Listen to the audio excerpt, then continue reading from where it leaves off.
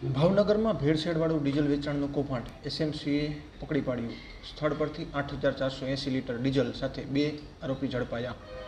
બનાવની મળતી માહિતી મુજબ ભાવનગર જિલ્લામાં ભેળસેળયુક્ત ડીઝલનું ગેરકાયદેસર વેચાણ થતા હોવાની સ્ટેટ મોનિટરિંગ સેલની ટીમને બાતમી મળી હતી।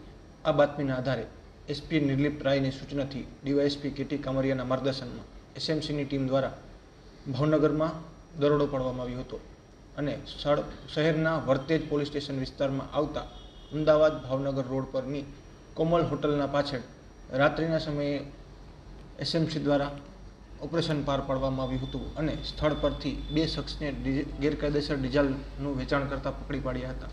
સ્થળ પરથી એસએમસીની ટીમે 8480 લીટર ભેળસેળવાળું ડીઝલ, 2 મોબાઈલ, પંપ, ટેન્કર, રોકડ રકમ સહિત 23.80 લાખનો મુદ્દામાલ જપ્ત કર્યો હતો અને આગળની કાર્યવાહી માટે ભાવનગરની વર્તેજ પોલીસ સ્ટેશનને આરોપીઓને સોંપવામાં આવ્યા હતા। આરોપીઓ વિરુદ્ધ વર્તેજ પોલીસ સ્ટેશને ગુનો નોંધી કાયદેસરની કાર્યવાહી હાથ ધરી છે।